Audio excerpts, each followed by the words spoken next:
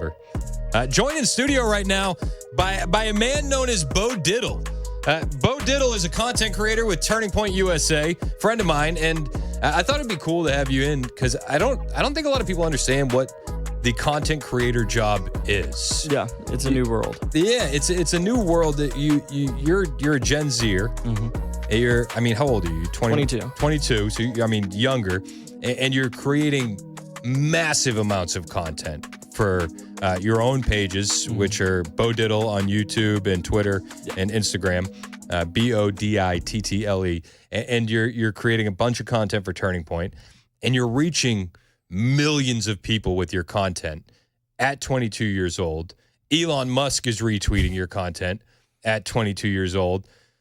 But what the hell is your job? What is your job? What does a content creator do?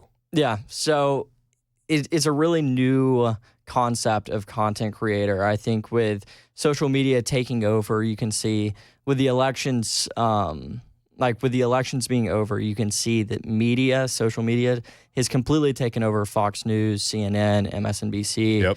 People are going to social media now to get their news and get their content. So it's kind of a new job. It's even new to me. It's kind of hard to explain. But essentially, it's just creating videos, being, I guess you could say, skilled at finding the right clips, knowing where to go, finding the right people to talk to, asking questions that the audience will engage with, and then posting the content. So you kind of isolate an event that you want to go to, mm-hmm.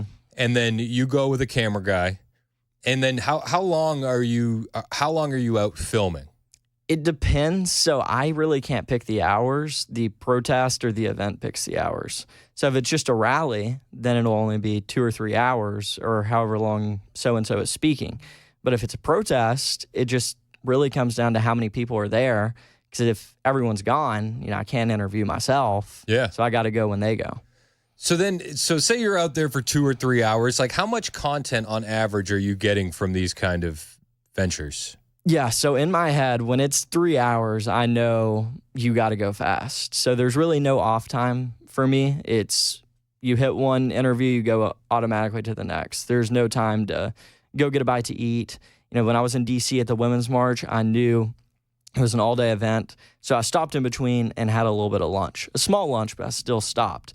But if it's, let's just take, for example, a Palestine protest, where it's going to go for 2 or 3 hours tops, I know that I don't have any time to stop. So I would say upwards of 30 clips that are quality. I don't count the ones that they don't want to talk to you. Those are automatically deleted. So like 2 or 3 hours, you can get around 30 clips. That's my goal, yes. And then the clips on social media, the videos are always great, but they sound like this. On a scale of 1 to 10, how weird are conservatives? 11. 11? What's the weirdest thing about them? They're oddly obsessed with children's genitalia, so that would be a top one on the list for me. Coolest thing about conservatives? They are unafraid to be wrong. What do you do when you're confronted with just absurd leftists who says, oh, it's conservatives that are obsessed with children's genitalia? Yeah, when I was just watching that clip, it's just ironic that they say that we're obsessed with genitalia when her first answer was genitalia. so it's like, who's the ones obsessed with it again? Because if that's the first thing your mind automatically comes to, I don't think we're the ones that are the problem. No, I don't think so. What is the weirdest thing about conservatives? That they're brainwashed, they're all cultish. Now, I think it's important to point out that this individual has white face paint on, what looks like a nun's hat. Mm-hmm. What was that group that they were at the Los Angeles Dodgers game? I know who you're talking about. It was like transgender nuns or something like that? Yes, it's an actual group. And yeah, it's basically a blasphemous group to make fun of God that are like dressed as nuns. Yes. Sexual style. Yeah, somebody on the text line will remember that. If you remember which transgender nun group was at the LA Dodgers game, that's what this individual looks like. So you ask him, what's the weirdest thing about conservatives? And he said that we're cultish. while he has a dyed red beard, white face paint, what can only be described as clown makeup, and a pride flag wrapped around his neck. What is the weirdest thing about conservatives? That they're brainwashed, they're all cultish. You think so? Yeah, absolutely. And what's something you agree with conservatives on? Not a damn thing anymore. Nothing? Nothing. Can't name one? No. Immigration, free speech, First, Second Amendment? First and Second Amendment, sure. Okay. All right. So we have some agreement. And then it's an awkward silence. Yeah, it's just an awkward silence. It's important to point out, he says sure to First and Second Amendment. He's not like, oh, I agree with that. You could tell he's like, the second I put a fake petition in his hands, it's like ban conservatives from free speech.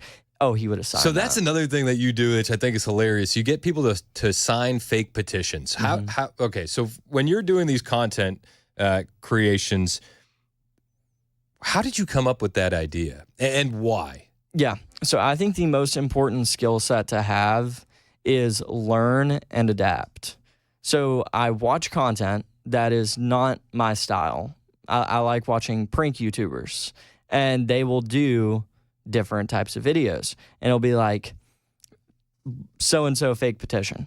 And I'm like, how can I adapt that to what my audience cares about? And so I take that concept and then adapt it to something relevant to me. So that's kind of how the fake petitions came into, what's the word, fruition? Yeah. Okay, yeah. So this is one of the videos where you're getting people to sign a fake petition, and this one is for criminalizing LGBTQ slurs. Criminalize LGBTQ slurs? I like it. You like it? And what makes you want to sign it? Because this is just wrong. Everybody should be loved. What makes you want to sign it? Because I hate. Do you guys... So they signed the petition, and then this is the moment where you flip it on them to expose their hypocrisy. kind of see that this is basically going against freedom of speech? Because hate is not involved in the freedom of speech. Hate speech is considered free speech. Oh, okay, so if you're going to do that, I'm going to just rip this page out. Why, that's not very loving. Why do you want to ban freedom of speech? I don't want to ban freedom of speech. Well, you just signed this petition. Started and it was all about slurs and negativity. You just stole my pen. Can I have my pen back? Let me see. Can I have my pen back? She's trying to scribble on your You petition. stole my pen. Why? Why? Oh, I'm sorry. You just made me hit a furry. So, and then just to describe the scene, you're at a Pride event. Right. And as you're trying to avoid her from scribbling on your clipboard, and hitting me with it. You with it, you inadvertently make contact with a furry. Yes. These are the events that you go to. Yeah. Okay. How do you do this and keep it completely straight? Like, sell this. How do you keep a straight face in light of the absurdity going on around you? It's hard to do that. I think practice does make perfect. So the more times you do it, the better you get. So at this point, I've been to so many, it's kind of embarrassing to say that, but I've been to so many Pride parades. I've learned to not necessarily be surprised by any people or any person. And so that for that reason, I'm able to keep a straight face. But it still is tough. Like, there'll be someone that's just insane looking. And even that is hard for me to keep a straight face. But I have to, because I can't blow my cover. I know the audience can't see the visual, but for context, in order to fit in these parades, I dress up in onesies, which I'm not in a onesie in this video. You do. I've seen you wearing like a reindeer onesie. I've seen you. It was one of them a Grinch onesie. Yes, yeah, I think so. And this kind of lulls the liberal into a false sense of security. Exactly, but it almost proves a point, which I don't talk about it in the video, but it really proves how much more willing they are to talk to you when you look a little weird. It's just crazy psychologically how that works. If I'm dressed up in jeans and a shirt or look somewhat normal, they automatically point me out as a conservative. But if I look, a little weird. If you play the part. If I play the part, I normally still get caught, but it takes a whole lot longer. Interesting. We're talking with Bodittle. He is a content creator for Turning Point USA. He's a Gen Z social media influencer. What if there's somebody out there who's like, man, I want to be a YouTuber. I want to create content online. What advice would you give to that kid, that guy or girl, to get started in that industry? Oh, so much. I would say, first off, start. You can't do anything if you don't do it. an idea is pointless if you aren't acting upon the idea. So you have to start making content and analyze your analytics. So if a video does better than another video you post, look at the video that does good, compare it to the video that does bad. Ask yourself, what made this video do better than the other video? Third thing I would say is meet people. You got to meet people in order to continue furthering. And I mean that is your audience. Like, you got to meet and engage with your audience, as well as meeting with people that will boost your platform over time. Visuals, make sure the aesthetic is good. Make sure you have a nice background. Use high quality audio. I guess my number one piece of advice would be invest in yourself. You know, people go to college and that's an investment for yourself. I would say the same thing for if you want to be a content creator. Invest in yourself. Make sure that you have the best quality equipment. I'm not saying, when you're starting out, if you don't have the financial means, don't spend $1,000 on a camera, but, shoot with an iPhone, shoot with a top tier video equipment, and it'll definitely make the difference. And then from there, how are you growing your audience online? Really just analyzing the analytics. You got to see what does good. I watched a lot of content when I was, growing, of what does the algorithm care about. It cares about watch time. It cares about the engagement. Those are the top two metrics. If you're on YouTube, it also cares about the click-through rate and the thumbnail. So if your thumbnail is not good, then the video is not going to do good. I would invest $10 into either a person you know, or go online to Fiverr, find a guy that can make you a thumbnail. It'll work wonders. It'll improve your click-through rate. It'll get your video better.